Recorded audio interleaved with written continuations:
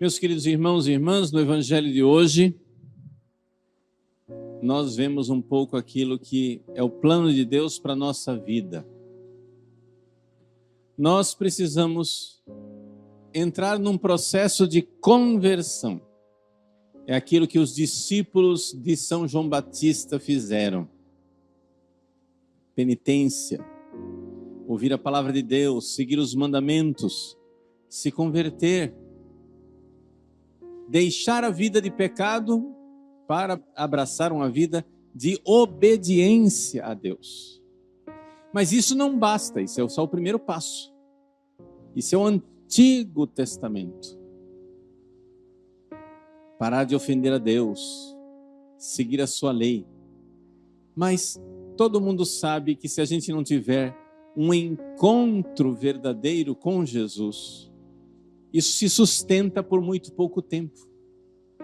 A obediência à lei de Deus, a obediência aos mandamentos que a gente aprende na catequese, a obediência que os pais ensinam para os filhos, vai se sustentar muito pouco tempo se nós não virmos Jesus. Se a gente não encontrar Jesus. Se nós não tivermos esse passo que a gente vê hoje. São João Batista ensina aos seus discípulos a conversão, um batismo de penitência, convertei-vos.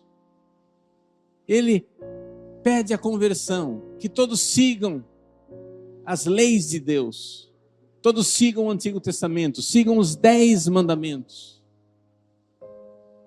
Mas uma vez que eles fazem isso, é necessário que um belo dia alguém diga: eis o Cordeiro de Deus. Para então seguir Jesus. Nós vimos isso na primeira leitura. O profeta Samuel, a primeira leitura começa com uma notícia lacônica e triste, dizendo assim: naquela época a palavra de Deus não era comum. Ou seja, as pessoas não estavam acostumadas mais a ouvir a palavra de Deus.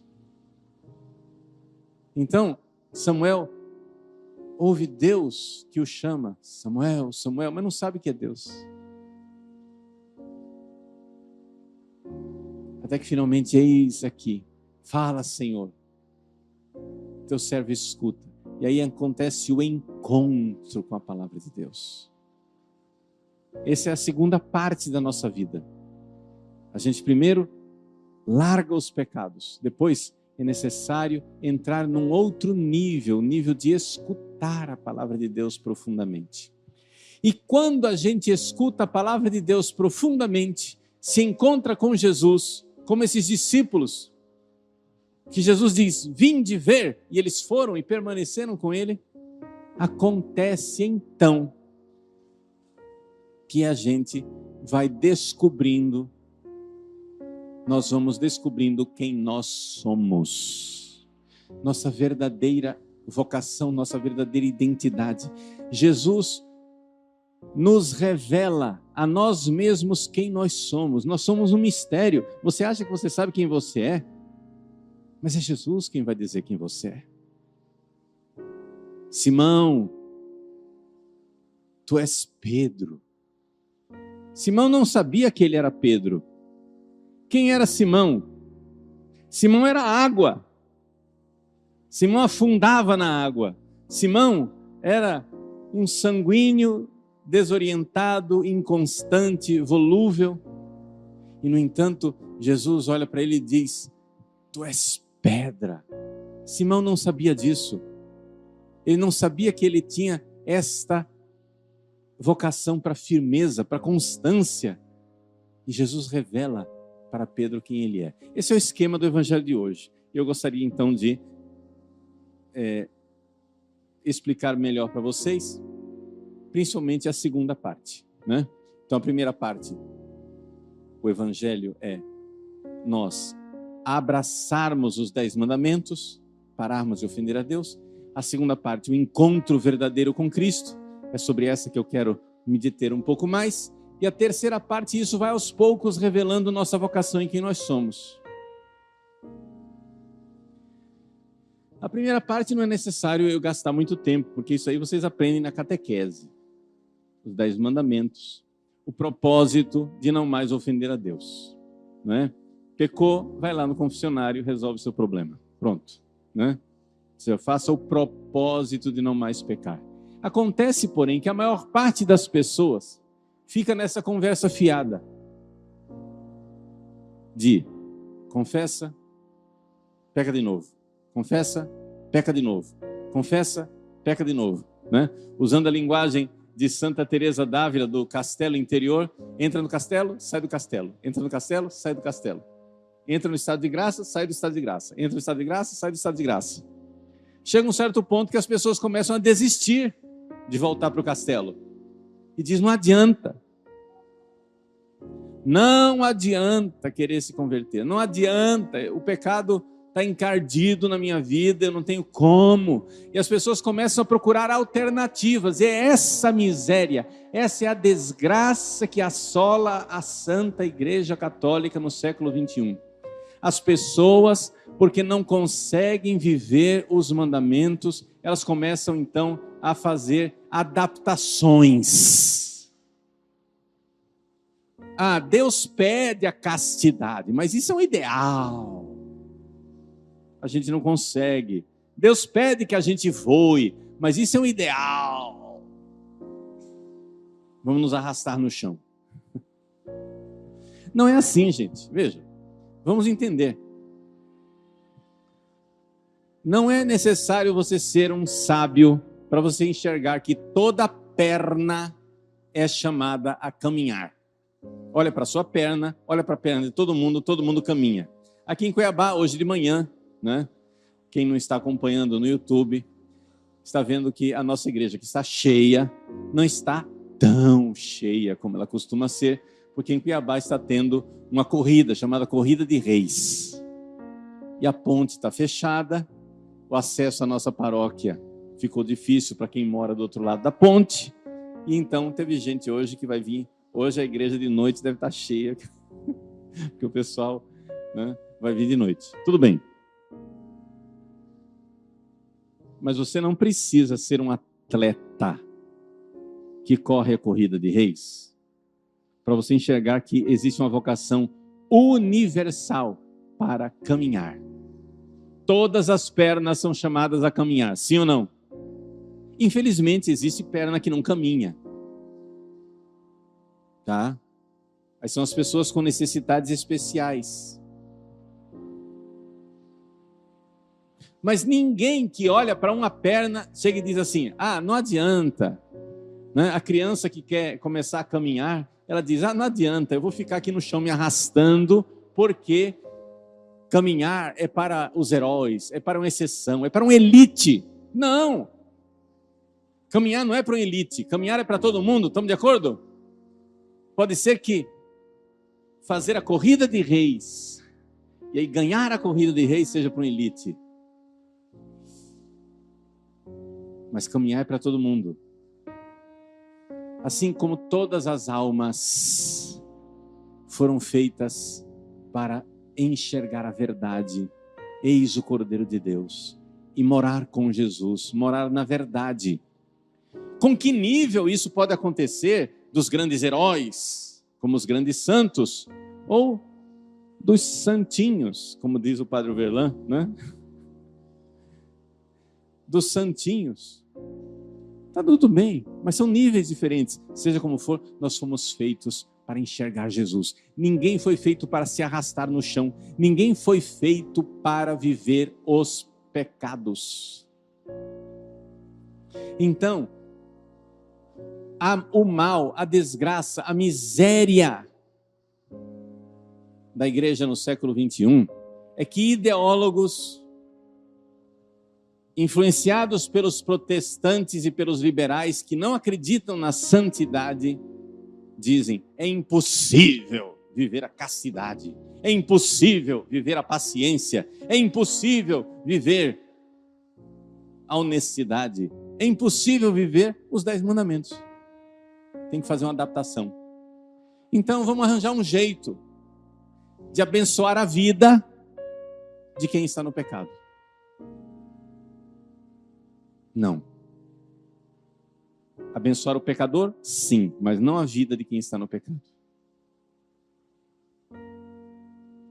Eu abençoo a você, drogado, mas não abençoo as suas drogas. Eu abençoo você, pecador, mas não abençoo o seu pecado. Porque você foi feito para amar.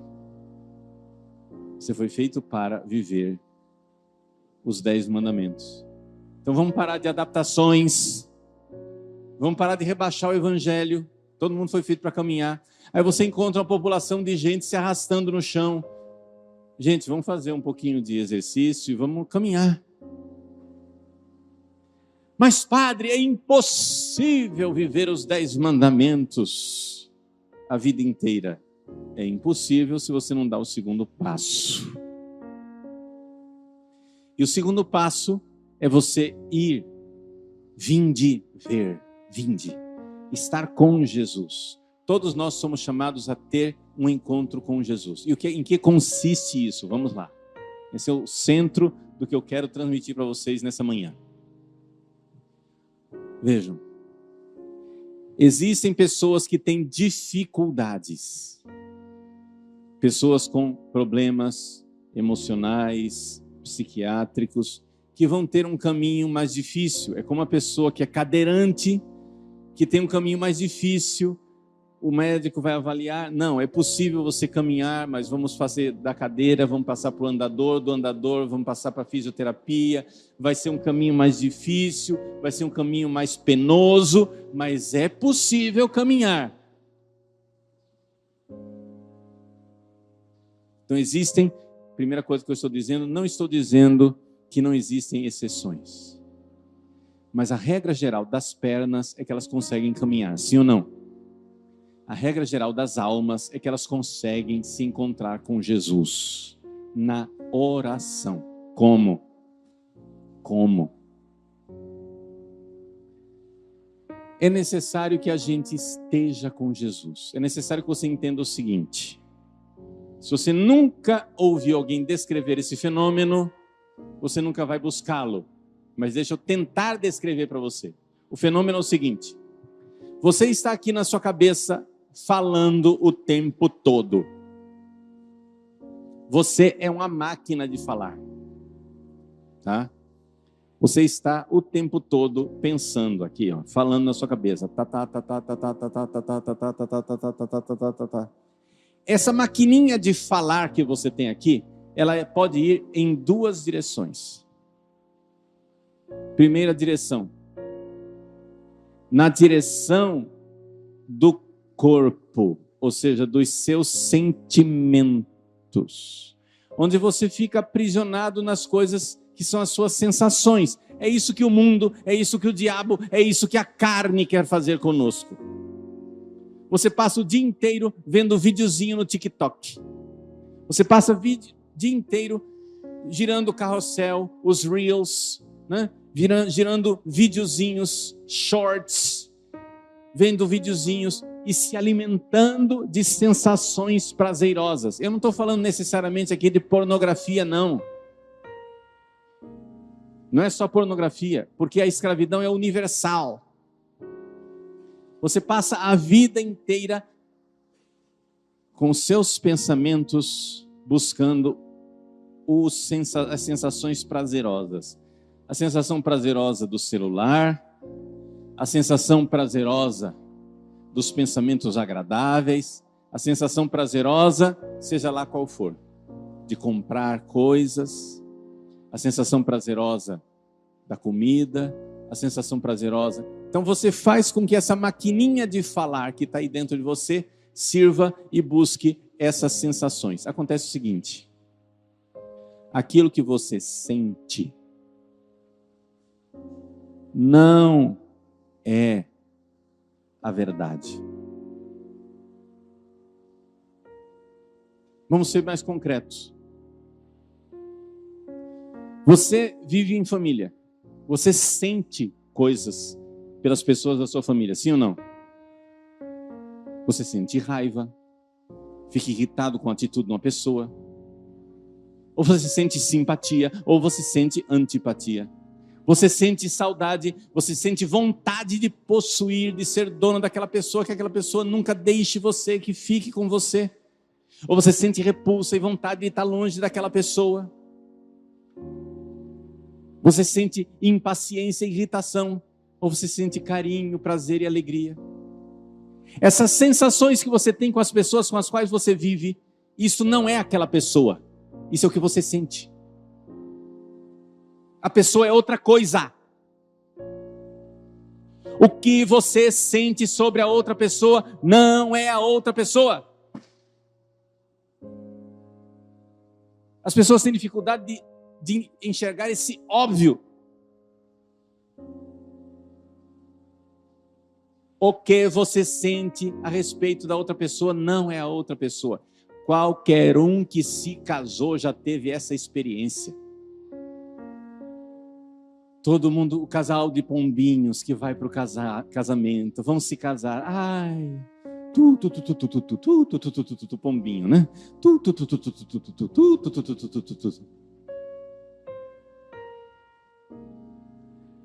Para isso virar um casal de gralhas, não leva muito tempo. De reclamação, de griteiro, de impaciência. Por quê? Porque você logo descobre que o que você sente pela pessoa não é a pessoa. Quando que começa o verdadeiro amor? O verdadeiro amor começa quando você abraça o mistério daquela pessoa. O mistério que você é. O mistério que a outra pessoa é. E você tem uma aliança de amor e diz, olha, eu não entendo direito essa pessoa, mas eu vou amá-la até o fim.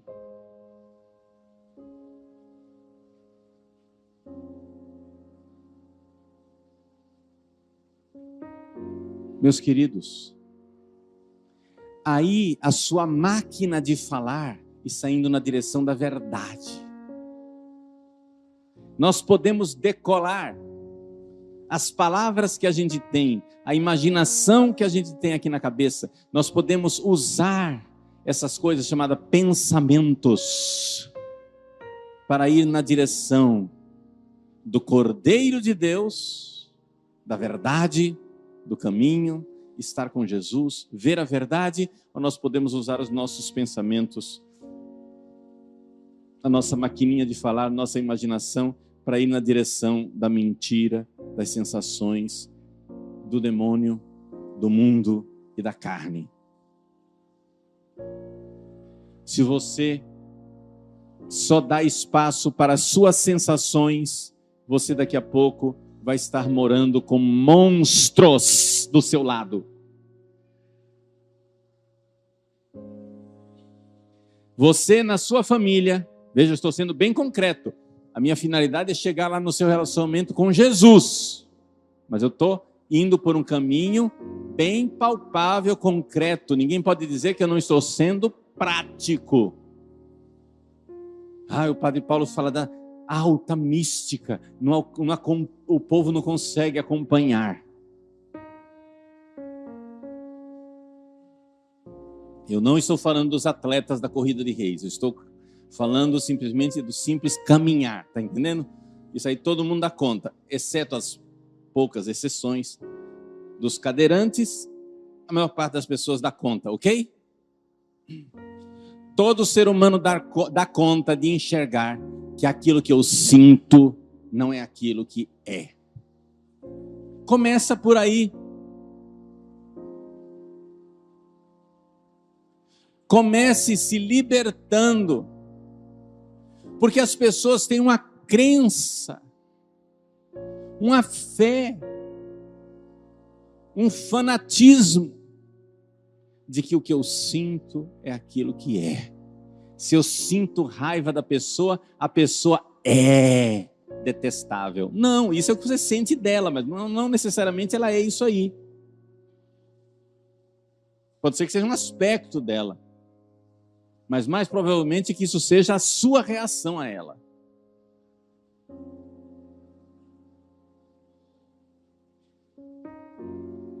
Meus queridos, se nós queremos Jesus, que é o caminho, a verdade e a vida, o primeiro passo que nós temos que enxergar, o primeiro passo que nós temos que dar, enxerga onde você vai pôr o pé, e aí você vai dar o passo, pá, é o seguinte: não creia nos seus sentimentos. Reconheça os seus sentimentos. Estou olhando para aquela pessoa, estou com raiva dela. Eu estou sendo sincero comigo mesmo, estou reconhecendo, estou com raiva dela. Agora, pergunto, essa pessoa é tão detestável assim? Como é que Jesus olha para ela? Como é que Deus vê essa pessoa? Porque Deus é que vê a realidade. Então, use os seus pensamentos para decolar na direção da verdade.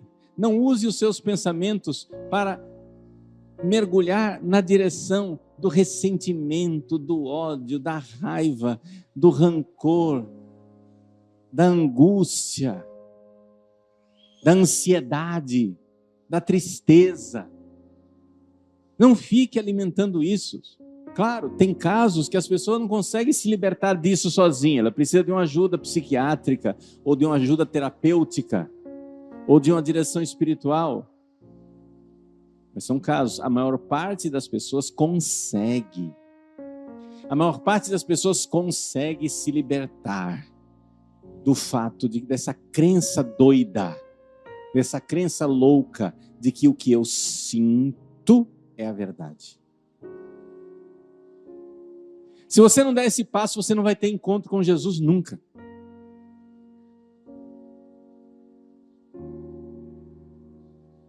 Você não vai se levantar como os discípulos de João, eis o Cordeiro de Deus, e eles vão atrás, foram e ficaram com Jesus. Não vai acontecer isso com você. Você vai ficar eternamente preso dentro dos seus pensamentos, como cachorro correndo atrás do próprio rabo.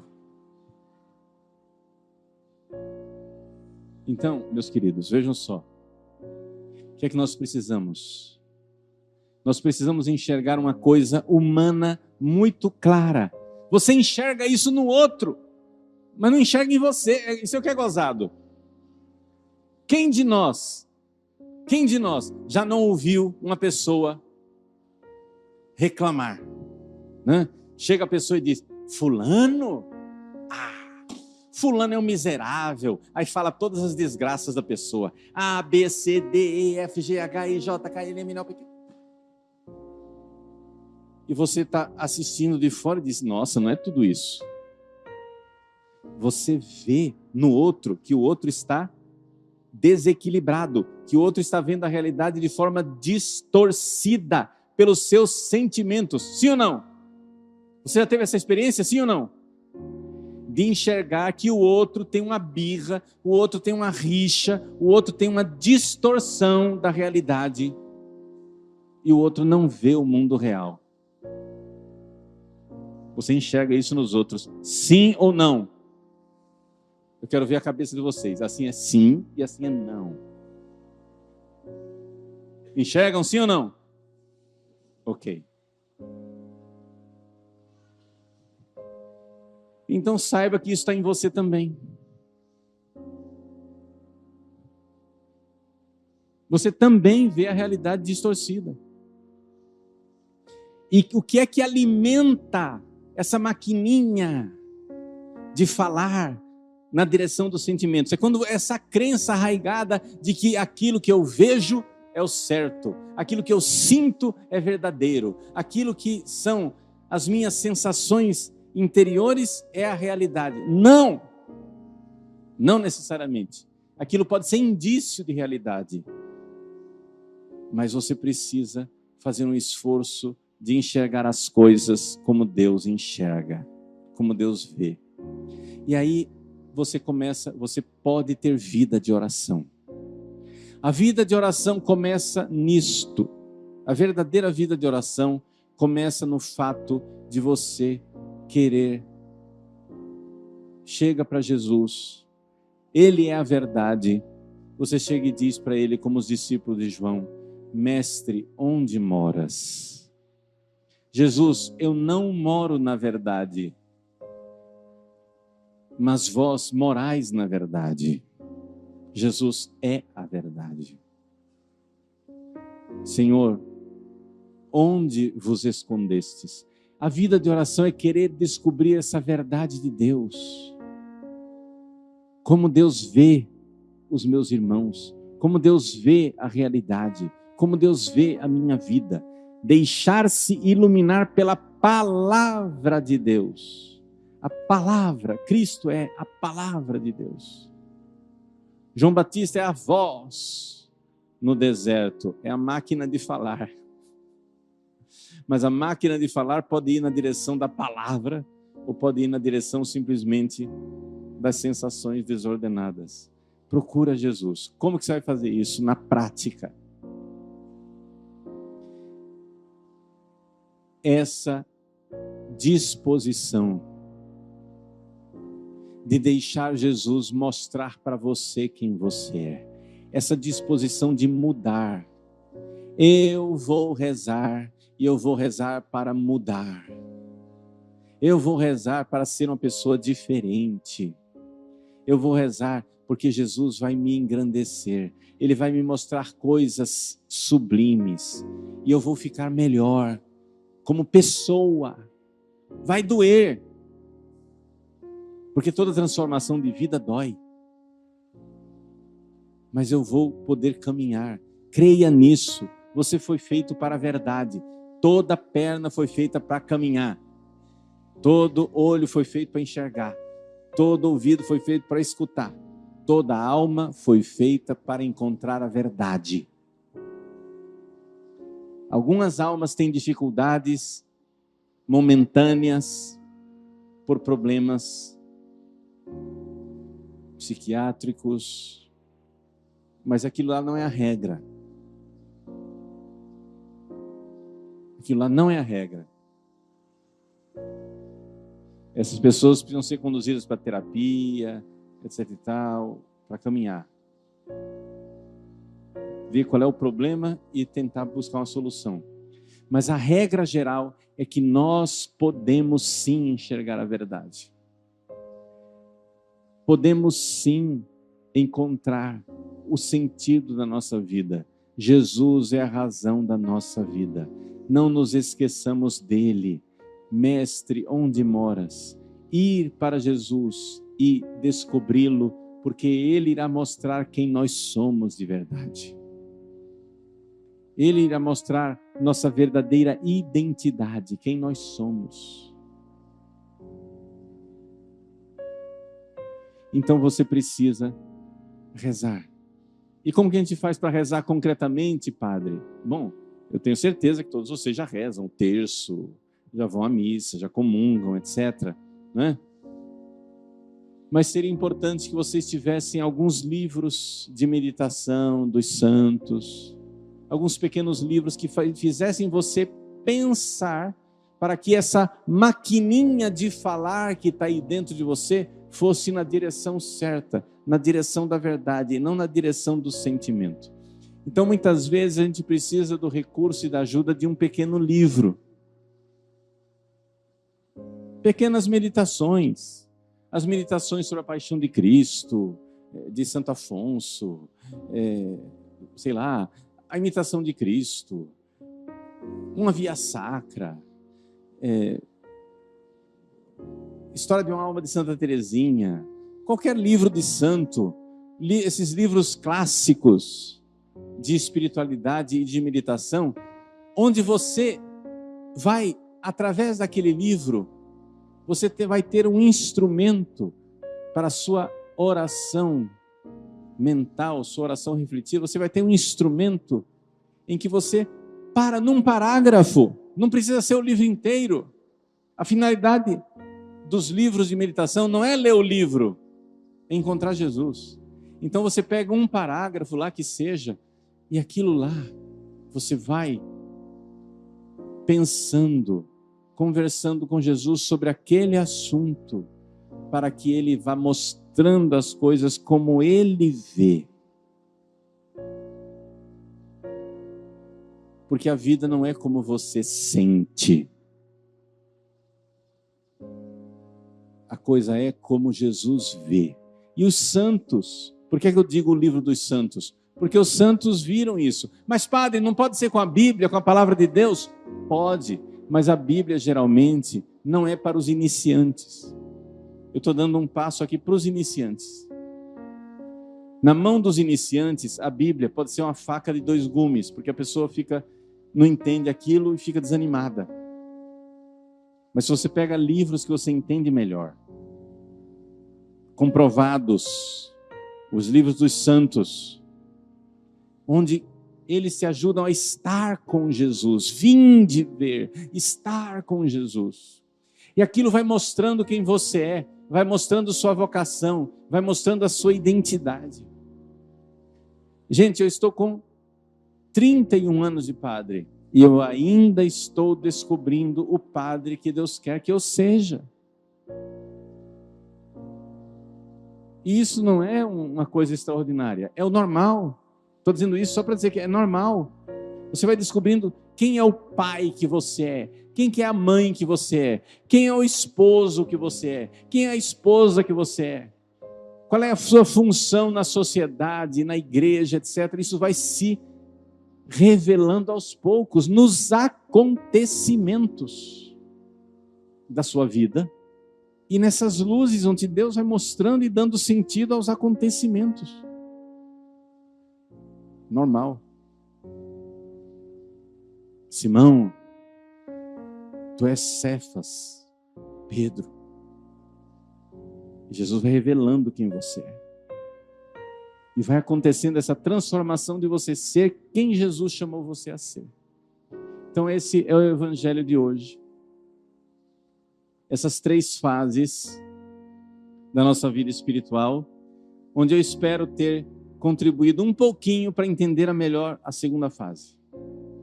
Um pouquinho, não dá para falar tudo numa homilia, tenham paciência, né? Tem mais vídeos meus ensinando a rezar por aí no YouTube, vai, procura. Mas a coisa principal é esta. A gente começa a vida espiritual seguindo os mandamentos. Larga o pecado, mas essa estabilidade fora do pecado, ela só acontece se você tiver vida de oração. Porque a maquininha de falar que está dentro de você leva você sempre na direção dos sentimentos, e os sentimentos, por causa do nosso pecado original, não são muito sadios. Nossos sentimentos muitas vezes nos levam na direção do pecado. Aí você fica alimentando essa maquininha de falar no celular o tempo todo. E vai sempre para longe de Cristo, para longe da realidade, para longe da verdade. Deixa essa porcaria desse celular um pouco de lado. Faz uma desintoxicação.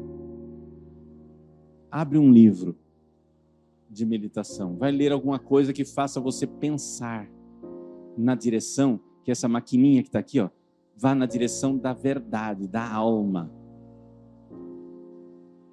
As pessoas ficam dizendo, mas eu não progrido espiritualmente. Mas no que você pensa o dia inteiro? Onde você está quando você não está com Deus? Então é evidente que não vai dar certo. Você só fica alimentando coisa que puxa você para fora da realidade, para fora da realidade, para fora da realidade. Mas, padre, todo mundo é assim. Pois é, todo mundo vive fora da realidade. Eu vou fazer o quê? Não é porque a maioria delira que o delírio é menos delirante. Ou você vai me dizer que o mundo real são aqueles videozinhos lá no celular? Que a verdade que salva o planeta está no seu celular, nos videozinhos.